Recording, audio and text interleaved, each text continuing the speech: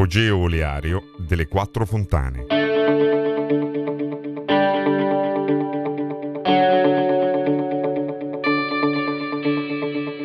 Piazza Risorgimento, nel cuore del centro storico di Mola di Bari, nasconde al di sotto del piano stradale un vasto ed articolato ipogeo oleario di oltre 500 metri quadri.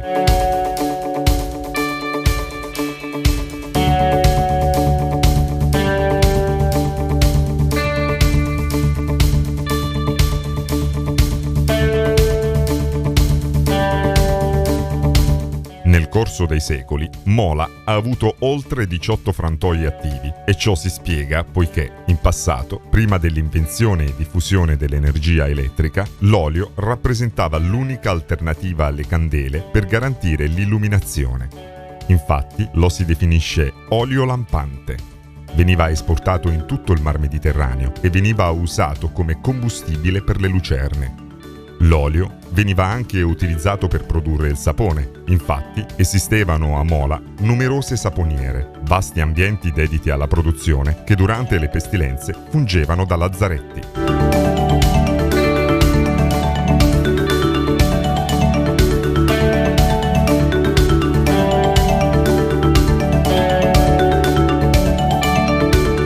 Sulle pareti dell'ipogeo oleario si trovano dei graffiti lasciati da chi lo frequentava. Si tratta di croci e calvari stilizzati, simboli sacri grossolanamente incisi nei pressi dell'ingresso, sulle celle che alloggiavano le olive o sui camini. Essi sono il manifesto di una credenza religioso-scaramantica molto diffusa nei secoli passati, legata anche ai riti propiziatori per la fertilità della terra, alla produzione agricola e rappresentano il crocevia tra il sacro e il profano.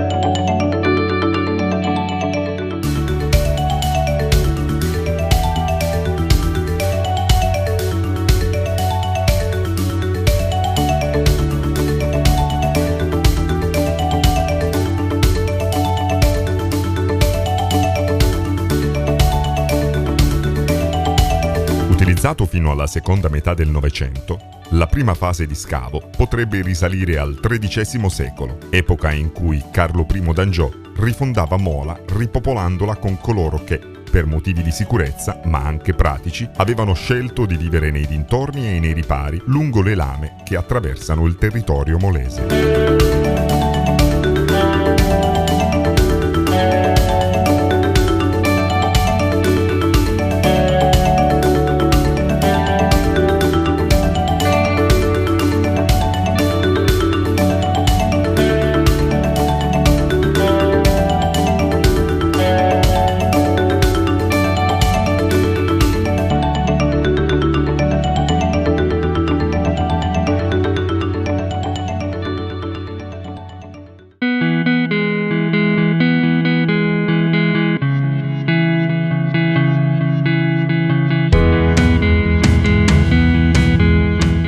L'ipogeo in questione si presenta diviso in due frantoi ipogei autonomi. Appena si accede, vi è la prima zona adibita alla macinatura delle olive, mentre la seconda alla spremitura della pasta che veniva disposta su fiscoli poi inseriti nella pressa.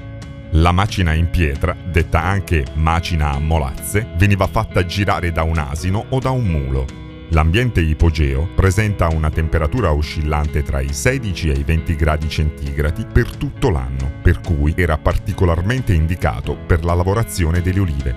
Inoltre, veniva riscaldato da un camino sempre acceso.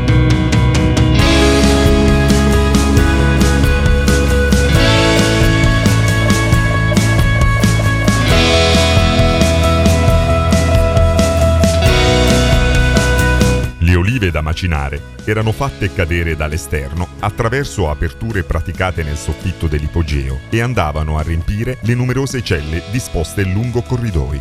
C'era un foro alla base di ogni celletta attraverso il quale defluiva il liquido fuoriuscente dalle olive ammassate e così si evitava che inacidissero. Una canaletta ad arte, scavata nel tufo, lo convogliava in apposite cisterne che si trovavano al di sotto del piano di calpestio della zona di lavorazione, dove vi erano anche altre cisterne per la raccolta dell'olio.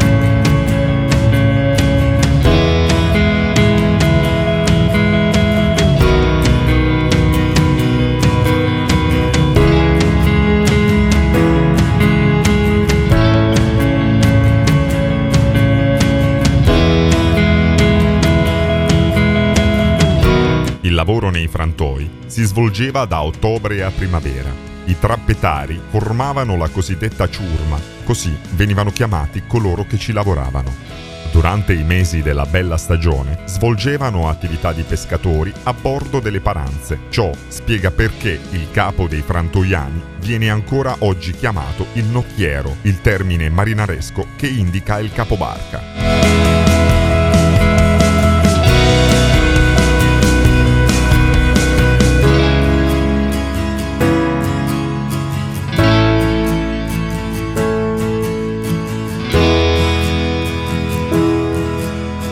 L'ipogeo oleario delle Quattro Fontane, così è noto a tutti i molesi, è di nuovo visitabile grazie all'opera meritoria del gruppo speleologico Vespertilio CAI Bari, della compagnia d'arme Stratos, della libreria Per Fare un Libro, di Visit Mola e dell'amministrazione comunale.